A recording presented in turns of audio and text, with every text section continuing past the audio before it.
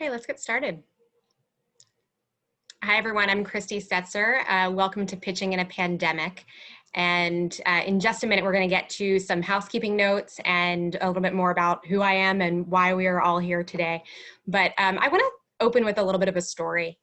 It was about a month ago. I was reading a piece in Politico magazine that really caught my eye. It was this series that Tim Albert is doing, which maybe some of you guys have seen. It's called Letter to Washington. And he wrote a pretty long form piece about Scranton voters. He went and talked to a number of them. And he said, and his piece was premised on the idea that, look, we all know that the Republican Party is bleeding affluent suburban voters, but he went to find out if the Republican Party was also having a problem in white working class areas as well. And so he did this really great, interesting piece where he talked to a lot of people. And at the end of this piece, it says, which again, I read with rapt attention, it says, if there's anybody else you think I should talk to, let me know. And so I did something that I've actually never done before, even though I've spent 20 plus years working in communications and a lot of that time working in media relations. I reached out to him and said, hi, Tim, Christy Setzer. And I'm a Democratic flack, but I'm writing to you in a personal capacity. I want to tell you about my family. If you're interested in talking to more Pennsylvania voters, I think you should talk to them. And I painted a picture of what I thought it was compelling to me. And even as I was doing it, I didn't know if this email was just like personal therapy or what exactly I was doing here. But I said, outside of my immediate family, my family is all Republican. They're all, suburban, affluent, educated with, postgraduate degrees. And they're sort of exactly the type of voters that you would have thought left the party in 2016 or 2018 at the latest. But to a person, almost, these guys voted for Trump. And included in this group were healthcare workers, teachers, a rape survivor, and a lot of people that I considered very good people. And what's been interesting is that though a number of them had a great deal of hesitation about voting for him in 2016, some of them have since doubled down on those beliefs, wearing the MAGA hats and watching Fox News. Even, like my grandparents who during the Pennsylvania primary in 2016 said, we'd never vote for Trump. He's a buffoon. We're voting for Kasich, but they got on board. And then others who were true believers in 2016 who since will not vote for him again. And what I said was, to me, what's interesting is there's no common thread that I can see as to why some of them decided to double down on these beliefs, including to the point where, the one aunt who teaches nursing is now an anti-masker who thinks, we'll all be fine because of herd immunity. And, my public school teacher uncle, who's since retired and is splitting his time between rural Montana and Palm Beach, Florida, close to Mar-a-Lago, where he's learning to shoot a gun. These are very massive changes in personality. And I said, what's interesting is that there's no common thread between which ones doubled down and others who decided to see the light, I suppose. I said, so anyway, I don't even know why I'm writing you, but there it is. And he wrote back and said, look, this is really interesting. Let me chew on it. Let me think about it, whatever. I guess I tell that story to say that we're going to talk today about a lot of tactics that we have for breaking through when things are getting tough. But ultimately, it's going to come down a lot of times to just telling a good story. I mean, that pitch was pretty long. It was, again, it was very personal, but ultimately it was a good story. And I think that's why he responded to it. So that's what we're going to talk about today. So we're gonna, let's back up for 1 second here and do a little bit of housekeeping. Monica Ferrero, who is part of Team New Heights, you may also see her lovely face below mine, hi. If you have questions at any time, We do not need to do this sort of like in order. You can ask a question at any point. You can write it in the Q&A.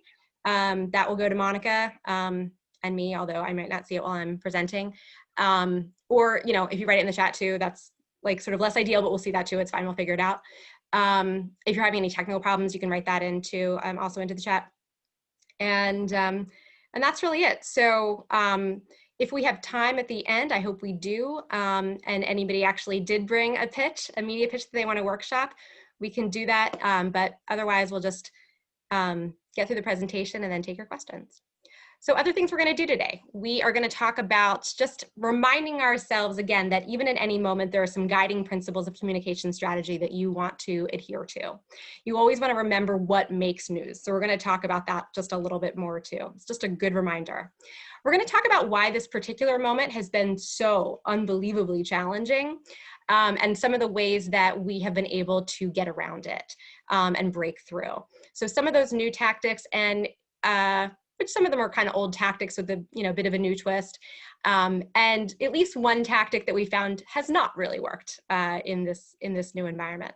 So okay. All right, so this is me. I founded New Heights Communications just over 10 years ago. We just had our 10-year anniversary. Before that, I worked on a lot of campaigns, including the national spokesperson for a few, including Al Gore and Howard Dean and Chris Dodd. You may also know me from such places as SEIU or the AFL or Planned Parenthood. And finally, I spent a lot of time in the last, let's say, 9 years going on TV, primarily Fox, and fighting Republicans. That's a picture of me down there on Tucker. Did a lot of that show, also Hannity and some others. So that's fun. I also have a very nice husband that I met at SEIU and a very mouthy 4-year-old. All right, so New Heights, mostly what we do a lot of things. We work for candidates, we work with progressive law firms, but most of what we do is the same kind of stuff you guys do, right? We do communications and strategy for advocacy organizations. Why? There is so many challenges. There are so many things that we want to fix in this world right now, and it is more challenging than ever to actually break through with those stories. That is what we're going to talk about. Okay, so let's go back for a second and talk about what actually makes news, because a lot of times it's going to be something different than other people in your organization think it is, right? We've all, I think, had the situation in which we're being asked to get some press attention on something that is decidedly not news. Your organization has a new development director, not news. You are an organization that represents veterans, and a bill comes out giving money to veterans and you support it. Not really news, really. You need to find your way into that story. Is there something unexpected that you can say about it? Or what else makes news? Conflict. Why were Donald Trump's rallies in 2015 and 2016 just amazing catnip for the press? Because they are filled with conflict. There were literal fights breaking out at his rallies. He was saying, I wish we lived in the day where we could take you out on a stretcher. Like, that is physical conflict, and that is not necessarily what we're talking about, although it's certainly, there's a reason why that if it bleeds, it leads, thing had been, such a thing that we say in the news. But there's also, but he also continues to provide all sorts of conflict for the media on an everyday basis. And that is one of the big challenges. Other things, a great visual. We worked with an organization that wanted to do local stories about, they had, local affiliates, whatever, that they were working with, about the big anniversary of landmark legislation. And so one of the things that we did when we called through to local television stations was we literally said, hey, there's going to be hundreds of senior citizens with a giant birthday cake and blah, blah, blah. It's going to be a great visual. Does that work for local TV? It does, actually. Does it work for national TV? Sometimes. Does it work for radio or print? No, usually not. So you also just obviously have to think about the medium. You guys know that, but again, even more so, right? Like some of the old stuff still works. It's good to remember. Let's see, something very specific to the readership. So if you're pitching a local paper and you have something that is expressly about, their readership, they're probably going to want it. And then finally, we're not going to go through all of these, but new and credible data.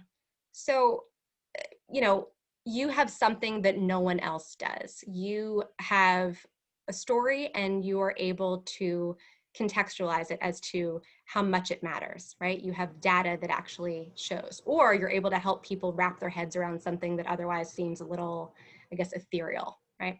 That's important. Or, of course, why do we do exclusives? We do exclusives because what's newsy about it is maybe it's a little bit less interesting than something that lots of news outlets would write, but no one else knows it yet. So that in of itself can be news. So these are some of the things that have always been news, continue to make news. And sometimes you just have to keep them in mind for when other people in your organization or your funders or whoever are trying to push you to get something out there that is not newsworthy. All right, ride the waves. What does this mean?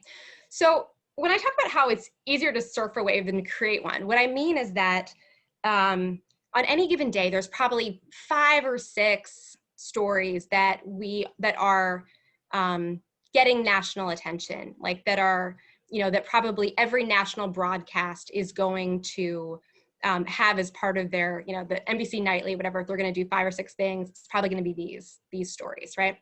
So what our job often is to do is to figure out the way in to these stories. So for example, for the last 36 hours or so, the big story, of course, has been Kamala Harris joining the ticket with Joe Biden. Great. We work with somebody who used to work for her. So we pitched him to some news outlets to say, hey, if you want to talk to a former advisor for her, he might be able to tell you about X, Y, and Z things, right? Guess what? That was interesting to the press. We were able to get some attention on that. Why? Because we were able to figure out something that they were already covering and add a new piece into it, as opposed to something that's over here that they're not covering and, and that they might not care about. That's harder. You can do it, but it's always easier to go into the thing that they already care about and just give them a little bit of a tweak of something that they don't know, right? Okay. So the moment that we're in right now is, I'd say, by far the most challenging in, more than 20 years in doing this. And there's a number of reasons for that. One is that because of the Trump chaos, which is to say the everyday basis on which he does something either flat illegal, unconstitutional, just plain immoral, unethical, that sort of thing, or just norm shattering, which is terrible. Don't use that word. That means that the stories that normally would have had a lot more time to develop, we simply just don't spend as much time on. And by we, I of course mean the media, right? We are in the unenviable position of working for advocacy organizations who are trying to get people to continue to focus on, on some of these things when they've already moved on. So to give one example, the story of how Russians were putting bounties on the heads of American soldiers would obviously have been something that ended the presidency of pretty much any other president. We spent a couple days on it.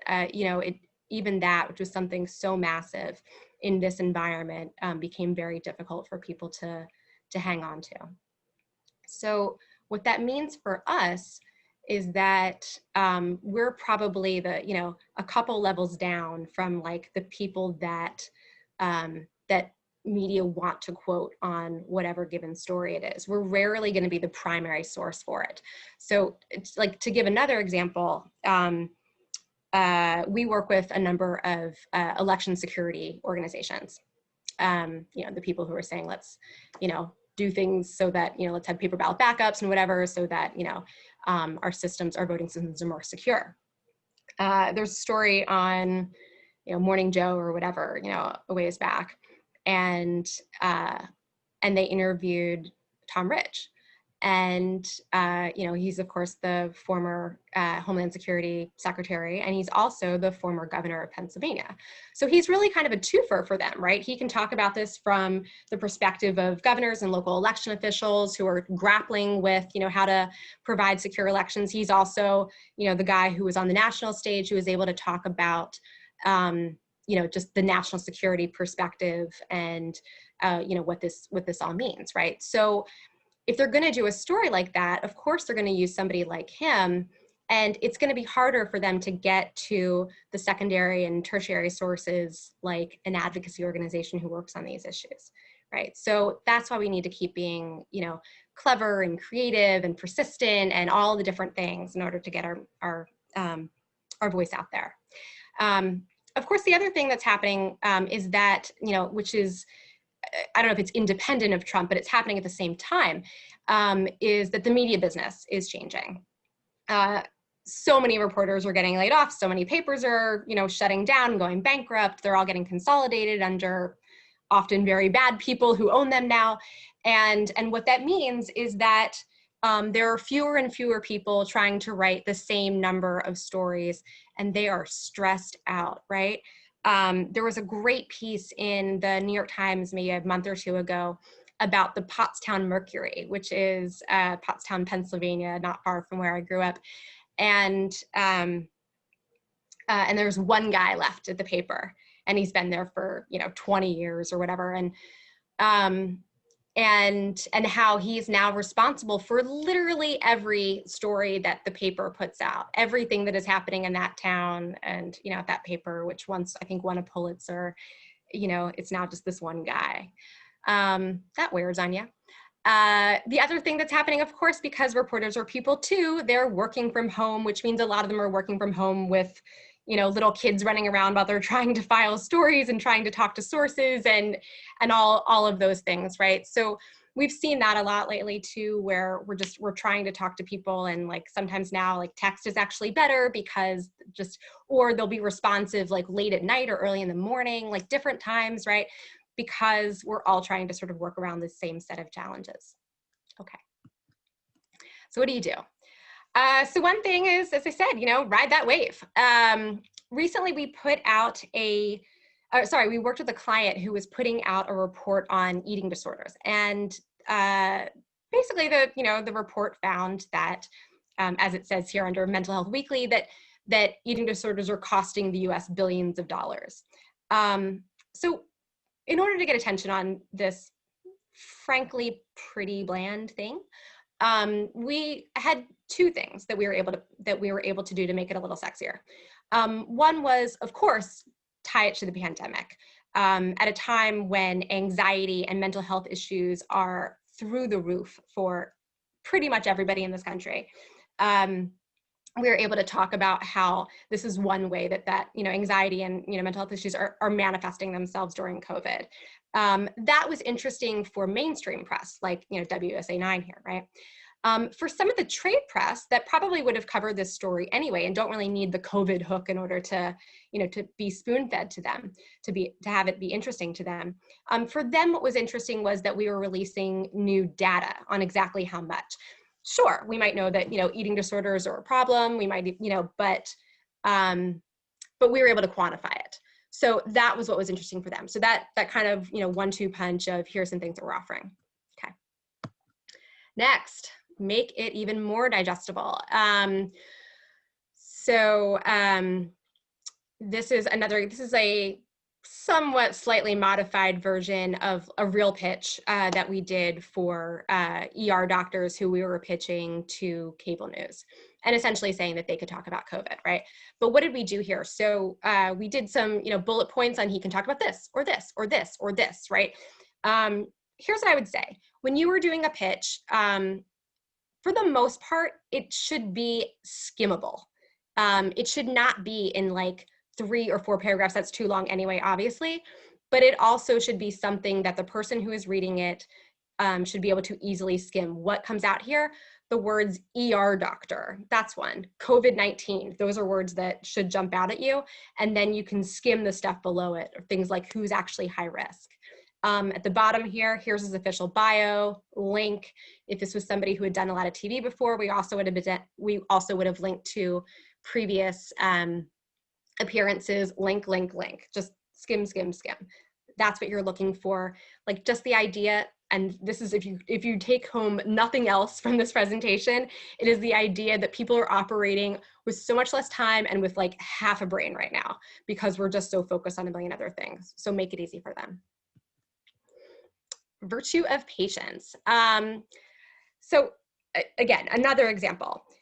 We were working on a story, working to pitch a story that was about Christian health sharing ministries. And so basically what this is they're sort of these Christian health insurance companies, essentially, though they say, well, we're not exactly like insurance companies, and therefore we don't have to, abide by the sort of the rules of the Affordable Care Act, but they kind of are. They sort of represent themselves. Anyway, they were being sued in a national class action. And I knew that there was one woman who would actually be, in theory, great to cover it, Reed Abelson of the New York Times. However, this was also during the height of the New York City pandemic, or the New York pandemic. So I was like, she's a little busy right now. Like, should I actually reach out to her or not? I decided to. And she said, no, I'm totally interested. And I didn't tie it to the pandemic. Yes, of course, there's a healthcare pandemic potential link, but she'd covered it in the past. I felt like I don't need to do that. So reached out to her. She said, yes, I'm interested. Great, fantastic. Obviously that made the client very happy. But then over the next it was probably about 2 weeks before she actually wrote the story. Why? She wanted to, she just had other deadlines. She just had lots of other stuff to do. She was really busy, right? So this is sort of, during that period of time, there was probably, 3 or 4 emails from me and texts and things like that that were just very, kind, but sort of gentle follow-ups of, hey, are you still interested? Or let me know if you need anything, or all of that. The story got written. It was great. It just took longer, and it required a little bit more from me than it normally would have. And then one maybe final note is that we have press lists that are comprised of emails and phone numbers. And we know that most of the time, the initial reach out is on email and then some follow-ups by phone. And that frankly, oftentimes we use the phone more for things that are more breaking news, right? So we recently had more of a breaking news story that was a good story. And we realized that to the extent that we had phone numbers for people, for the most part, they were their desk phones. Well, guess what? They're not at their desks. Nobody's at their desks right now. So it's pretty much like an almost useless, list, right? It put us in, so what you have to do, and this takes a lot more time, it's a lot harder, but it's basically start redoing those lists. So you're adding more cell phone numbers and things like that, just so you have that as a backup too. But that's okay. That's what we're doing now. Finally, one thing that has not worked for us. Again, I think we've all been in the situation where we're having a challenging time getting a story placed, let's say. And so someone at our organization says, well, why don't we just do it as an op-ed? Which sometimes is a good idea. But right now, it's harder than ever to get an op-ed placed. It is everywhere that we've talked to, they're just incredibly backlogged. And it's basically exactly what's happening on the sort of reporter front, but it's happening here too. So the places where we would actually hear back, it was sure we could do something in a month or something, something way down the road. And the places where we've gotten yeses, for the most part, I'd say we had much more success with magazine outlets that aren't as adherent to breaking news. That's not the majority of what they have to write. They can write about things that are a little bit, more 30,000 foot or longer term. So those people obviously had a little bit more bandwidth in order to, to engage a publication like that. But in general, I would say right now, say no to op-eds. Like it's probably, you know, still going to be pretty challenging for a little while. So with that, I want to see if anybody has questions or if anybody actually brought a pitch. What can we talk about here today, guys? Monica, do we have any questions in the chat? Okay, we'll give everybody a minute. One sec, I'm gonna stop sharing my screen for a second now.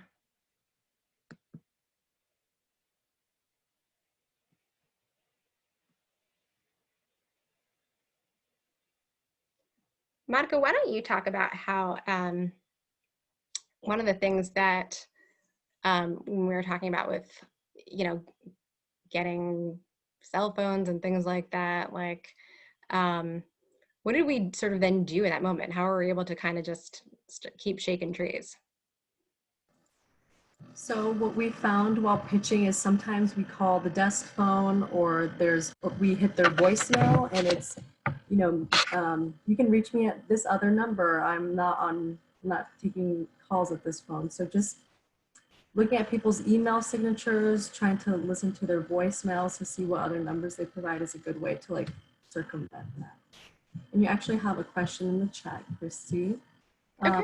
Frank asks, when you send a pitch to a reporter, is it advisable to send it to multiple reporters and all in the same email or individually? Yeah, that's a good question. There have been times where I've sent something to, well, okay, a couple different things. One, if it is a either a breaking news story or the sort of thing where you're trying to get people onto a media call or something like that, then of course, if it's the sort of thing where it's more or less like an advisory that it's okay, if a lot of people get it, then sure, then BCC them. You can blast it out. That's fine. The only thing I'd say there is still like call your list so that you're not sending it to randoms. Just nobody appreciates it. Whatever, you'll burn your list. Other times where it's totally fine to send to multiple reporters, or like in case you missed it. Like we had a situation recently where a client had basically a pretty big news day. They had gotten the story in the Washington Post, which is great. And then they brought us on after that happened, and like a week or so after that story had run. And so we had missed the window for them because we weren't on contract with them yet, in which we could sort of leverage it. So we did, and in case you missed it, of, you know, hey, in case you missed it, whatever. And this guy can talk about X, Y, and Z. In this case, it is the issue that he was able to talk about was qualified immunity for police. And he had a really interesting angle on it. He was talking about this sort of really horrific police brutality case that, again, like the specific news hook for that had passed, but again, he could still talk about the broader issue. And that was potentially going to be interesting to pretty much anybody who wasn't writing a day story about it, right? Like you go back, you could still do radio interviews, you could do that sort of thing. So again, in a lot of those cases, like, sure, like I, you know, BCC and like, you know, blast it to a lot of people at once. As far as like a more specific, like, you know, kind of one person pitch, I think that sometimes it's okay to send it to, say, like 2 people at the same outlet. Like if you know that they work together sometimes, they sometimes share bylines, I think that's okay because they'll probably, you know, that they'll probably talk to one another. But most of the time, no. Like, and one thing that I will say is that I will say in recent years, like things that I might have like blasted out and gotten multiple stories out of, more and more the best solution is to give it to one person, go one by one by one, individual pitches and exclusives, a lot of exclusives these days. So. Thank you for your question, Frank. And Christian asks, how would you advise crafting a pitch if your pitch is more of a think piece that's crafted after the breaking news element? He's thinking about research and polling, etc. Yeah, that's a great question.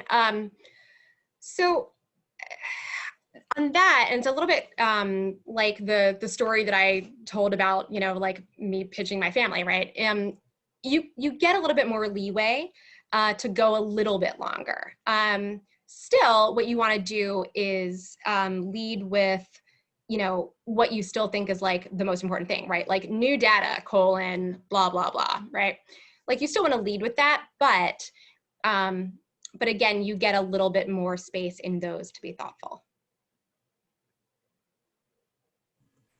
Thank you. And Kayla asks, you mentioned that the local media is withering. Do you have a sense if there's any area growing in the media industry? Yeah, that's a good question. Well, it does feel like everybody has a podcast now, right? But so there is that. I will say our experience in pitching podcasts has been sort of interesting because it's been a lot of a longer timeline on those two, which again, maybe is reflective of just where everybody in media is right now. But again, there's often this sort of sense, I think, from clients of like, oh, well, you can't get NPR, just get me on some podcasts, like as though that's easier. It's not, right? Because they're one person. NPR has what, like hundreds of people who work there. So there's probably more of them, but I'm not sure. It does increase the number of potential outlets that you can go to. It doesn't necessarily increase, let's say, like the speed of response or the likelihood necessarily of success, just sort of like law of averages that you might actually get on one because there's more of them.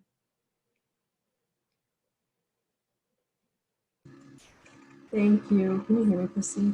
There's definitely some questions oh, I see. There's some questions in the chat as well.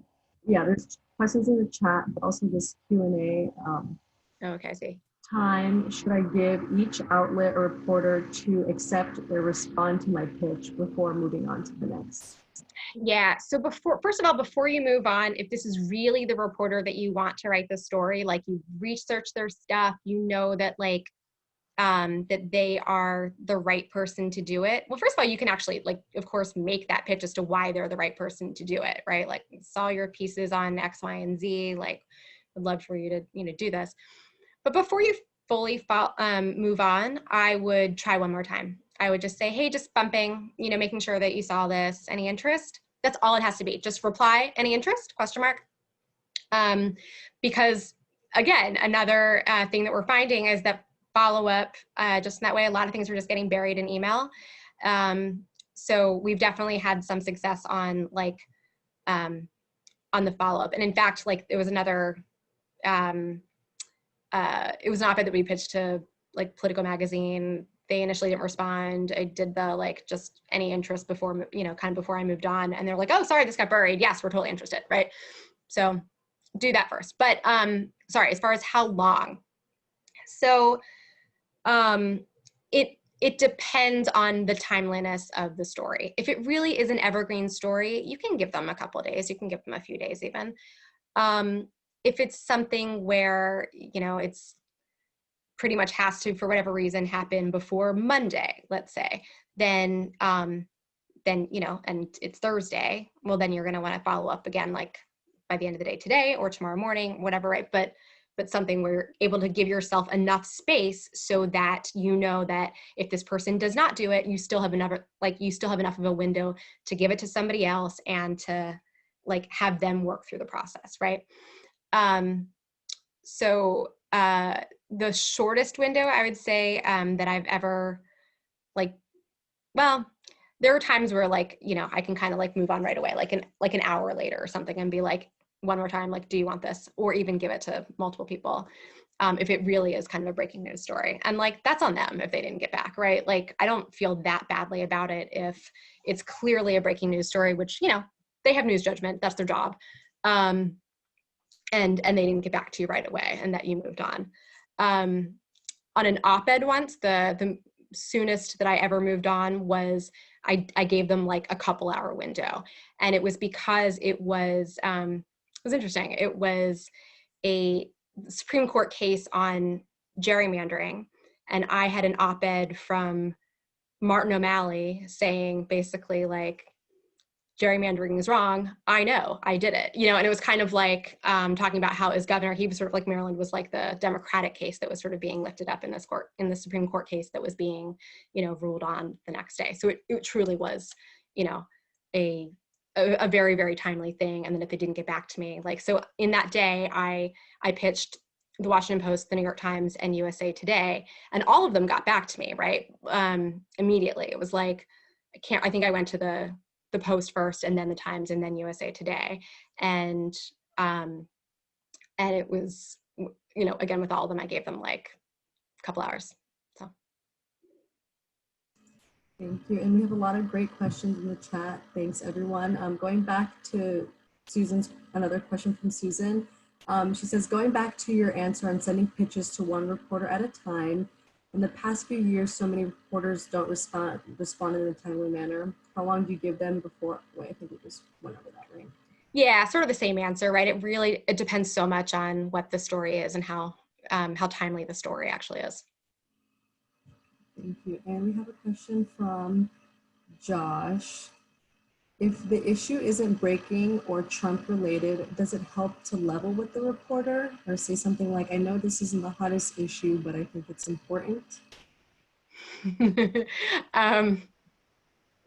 I would find a way to make that more compelling as to why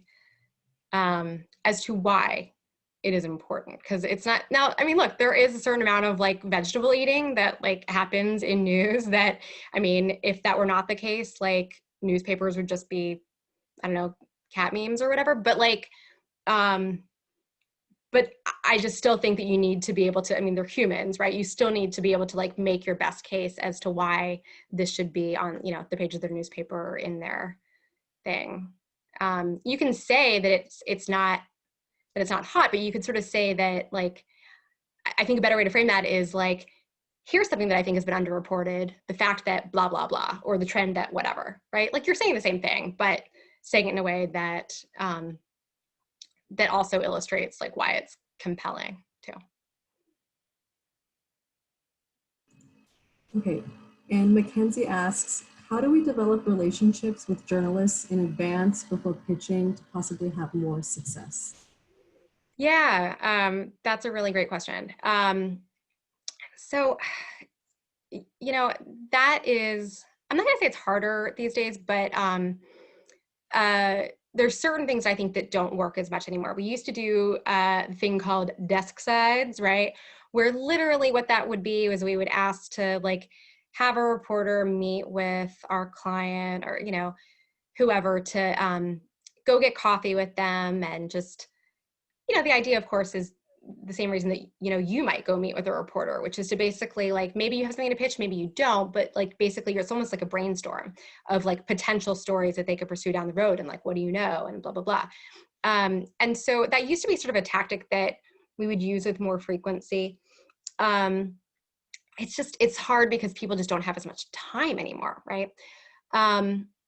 So the way to sometimes build a relationship, I do think is to, you know, sort of the same, right? It's probably email and phone call, but to, and to say essentially like, here's what I have, right? And so I don't know if you're writing on this now or in the future, but just wanted to let you know that, you know, I think you should, you know, I had this person who can talk about X, Y, and Z.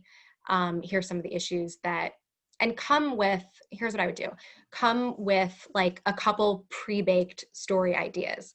And it doesn't actually even have to like be, you know, my organization is amazing kind of a story. In fact, in some ways, like you get more credibility if it's not.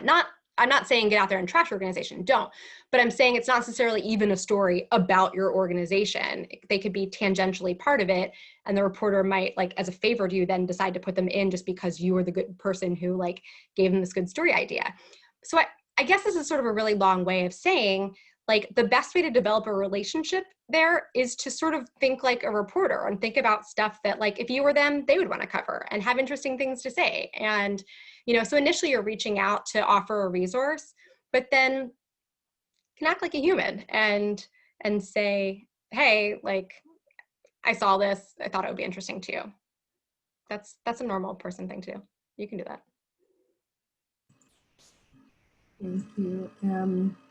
Thanks for the great questions, everyone. Susan asks, do you use Twitter to give a heads up to a pitch you emailed if you don't have the reporter's phone number? If I guess I'm not sure I understand the question. Like, do I, if I don't have a reporter's phone number, oh, do I reach out to them on Twitter instead?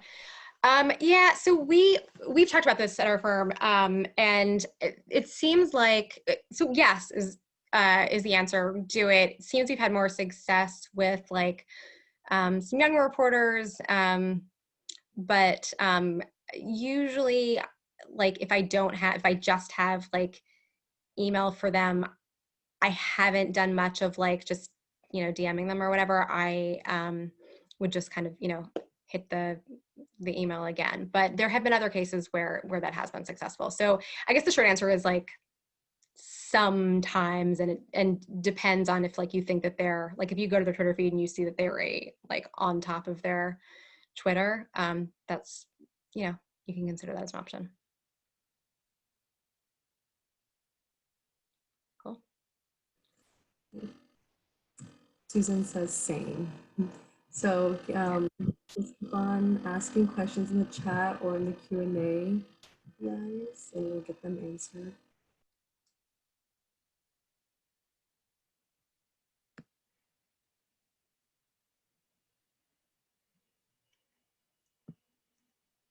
Does anybody have like, as I said, like any specific challenges that you guys are sort of seeing out there? I mean, again, we're all kind of dealing with the same stuff right now. Is there anything that, like it's again, like a specific kind of story or sort of thing that, like, what are you guys seeing?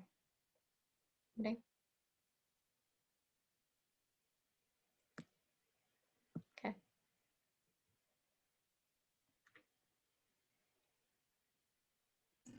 We have a question from Jocelyn.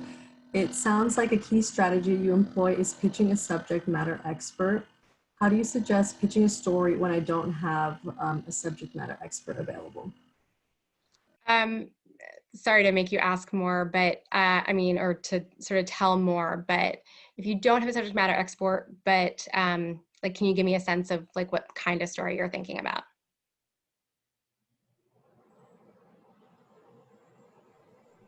Jocelyn, also feel free to unmute and ask if you want, or you can just type it in the chat. Yeah. Yeah, you can totally unmute too. That's fine.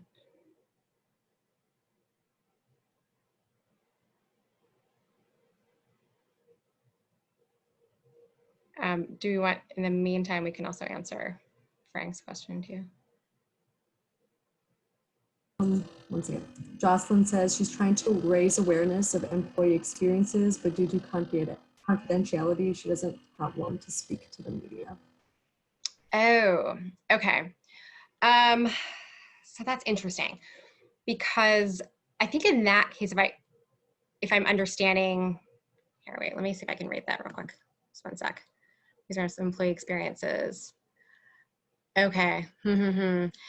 I think that's going to be the kind of thing where like employee experiences at like a bad organization kind of thing. Is that what we're thinking? Is that?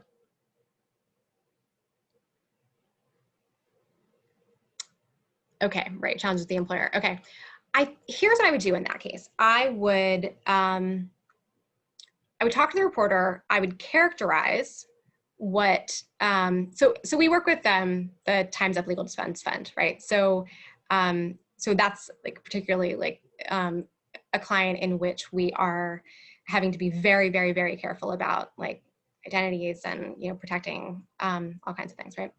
So in that case, I think what I would do is talk with the reporter on background and say, basically, here's what I have. And I would sort of characterize the stories. And I would get like deep enough to be able to understand, to gauge their interest level. And then if they are interested, I do think that you're going to have to, even with confidentiality, like it could be the kind of thing where, where you definitely have to get the agreement from the reporter ahead of time that like they're absolutely not going to use names, that they're whatever, that sort of thing. But they're not necessarily just going to be able to take your word for it, right? Like they can't. They need to either like, again, talk with at least one of the employees in order to, or, you know, you're just going to have some sort of secondary source that backs up what you're saying. Is there some sort of like HR memo that went out to every employee, and then they're able to talk on background to like a couple people, but absolutely not use their names? Or like, you're going to have to figure out a way to get around that, because you are going to need the sort of documentation, basically like sources outside yourself that that the reporter is going to be able to use in order to report it properly. And on the topic of building relationships with reporters, Frank says in Colorado and probably nationwide, education reporters turn over often. A lot of outlets don't have education reporters anymore, and it makes things really difficult, that furloughs and downsizing. Yeah, it's a really great point. So in that case, what I would do is go to the last person who wrote the story. If they're not there, like, so start there. If it's not an education reporter anymore, well, what happened the last time that there was a, school board story or whatever, right? Who is that person? It's probably a general assignment, or like a, an entry level, reporter who took that on, and try to develop a relationship there, and just say, hey, I know that, you did this last time, and sort of see if you can go from there, and pitch them stories, even though it's not their beat anymore. If not, in other cases, you just have to deal directly with editors, and, and just develop the relationship at the editor level. Jocelyn says thank you. And we have one final question from Susan. She says, I still find reporters sometimes like embargoes. How about you? Yeah, especially if it is like a long or complicated, report where they just want some time to actually dive through it. Or also, again, we work with law firms. And so we do, and we give them embargoed information a lot, because they can't report it until, let's say, a legal challenge has been filed, but we want them to be able to have the substance of it. So in that sort of situation, right, with a legal complaint, it's long, and it's, again, it's complicated, and we want them to really sort of get the nitty-gritty details. We even probably want them the ability to speak on background with like one of the attorneys who's filing it, right? But we don't want them to write the story until the case has actually been filed. So yeah, I think reporters totally are fine with that. I think they totally adhere to it. They get it. They understand it. I guess what I've done less of is, less of lately, I'd say. A lot of times, we would do like a report that would be embargoed until 6 a.m. Tuesday or whatever, right? Sometimes we still do that, but more often it's kind of the situation that I'm talking about, where like it's you're still targeting one reporter, but it's embargoed until some external event happens. Okay, and Kayla asks, any tips on pitching something that's kind of technical? And she gives an example. DC's utility is trying to raise the rates. It's a drawn out process, application, no clear timeline. So how do you create a yeah, something that takes years? How do you create a sense of urgency around something that takes years? Yeah. So here, I guess, was what I would do on this. I would try to find little hooks around the way. And what I would give is some softer hooks, not just, because what you're talking about is a hard news hook, right? Which is that or it's an investigative story, even, like that they're quietly trying to raise rates. Is it possible to get, before that story actually comes out, something that kind of talks a little bit about, like, the culture there, or, you know what I mean? Like something that's a little bit like, that sort of like raises the specter of like, this is a little bit of a shady place, but you don't quite have that like hard news hook yet. So maybe that's one way I would go. I would, again, definitely find people to sort of like talk on background too. I would be, just developing those relationships along the way, like sharing documents with reporters if you can, and things like that. but, and, you know, and you also probably have to, like lower expectations within your organization to be like, look, the hard news hook is going to be this, but here's some things that we can do in the meantime. And maybe it's something that where like, you just want to like, you know, be laying out kind of the story on social media. And, you know, in the meantime, right, maybe it's that you want to be using your network of partners and allied groups, whatever, to sort of like make sure that everybody is prepared and know this is happening. You know, like, I guess the truth is that like not if the news media story is not going to happen for years, probably, and sometimes that is the case, then like just think about all the other different communications tools that you can use in the meantime.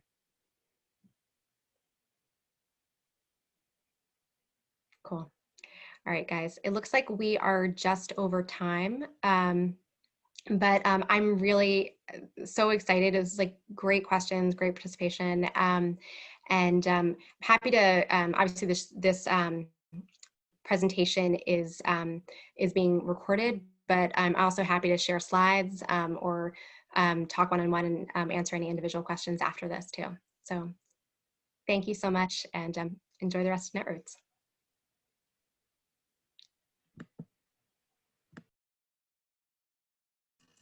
Thank you all. Bye.